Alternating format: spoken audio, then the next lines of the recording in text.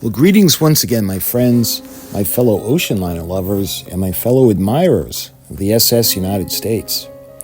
I've got an update. Today is October 11th, 2024, and right now it's 4:10 p.m. I got an update from the Conservancy. This is via their Facebook page, and it is less than an hour old. It is also on their website. That would be ssusc.org. And when you scroll down, you can see the stories, the updated stories, and you can click on the one marked October 11th. The national nonprofit SS United States Conservancy and Penn Warehousing and Distribution, the operators of Philadelphia Pier, where the SS United States has been docked since 1996, have settled a long-standing dispute over the terms of the ship's dockage at Pier 82.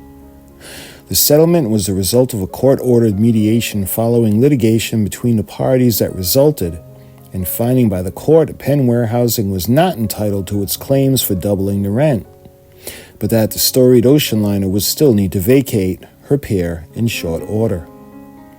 The settlement included a contract between the Conservancy and Okaloosa County, Florida, which plans to repurpose the SS United States as the world's largest artificial reef. In response to the settlement agreement, the SS United States Conservancy President Susan Gibbs released the following statement on behalf of the organization's board of directors. In the long and storied history of the flagship SS United States, these last 2 years of the unfortunate litigation have perhaps been the most difficult, and the conflict at the pier has drastically impacted our plans for the ship's long-term future. Because of the court proceeding, we had very limited time to find a new home for the ship. Despite intense outreach to private pier owners, government agencies, elected officials, and public authorities at the local, state, and federal levels, an effort began well before Penn Warehousing sued the Conservancy in early of 2022. No suitable location was secured within the mandate schedule. While we have vetted various entities with proposals to purchase and relocate the ship, none satisfied our minimum due diligence or proved viable within our current timetable constraints.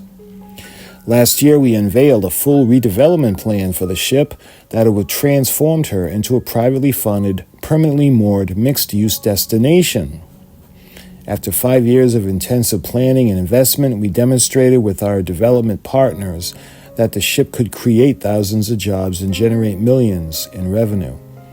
But the difficulty of securing and planning the pier location and the unwillingness of the government entities to prioritize the project prevented the exciting plan from being launched. Unable to save the ship in her current state under a binding court order, we faced a painful but unavoidable choice between scrapping the ship or converting her into an artificial reef in tandem with the land-based museum. We chose the latter as a more dignified path. We understand the decision is deeply challenging and emotional for our community of supporters, as it was for our board of directors, many of whom have been working to save the ship for over a decade. We are profoundly grateful for the support we have received from across the country and around the world. While this is not the outcome we originally wanted, the ship will have a future. The next chapter of the ship will be tens of thousands of people annually to the world to experience her.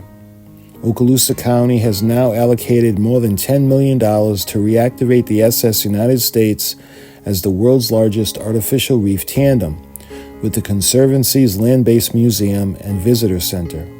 Once the ship is deployed, more people will be able to visit and learn about her in the space of 1 year than they have had the opportunity while she was left at the pier since 1996. When we saved the United States from the scrapyard in 2011, the ship had been largely forgotten. With help from our supporters, we have brought the ship back into the public consciousness. She has again become a soaring symbol of our namesake nation. As our challenge is mounted at the ship's pier, we were determined to prevent her from being lost to history. We are committed to developing a state-of-the-art museum that will blend the latest technology with our expensive collections of artificial artifacts and artwork from the ship. These plans include incorporating one or both of her iconic funnels, radar masts, and detailed recreations of spaces using original materials. We are particularly excited about inviting Conservancy supporters to contribute ideas for the museum's creation and its revolving exhibits. More announcements will follow in the weeks and months ahead.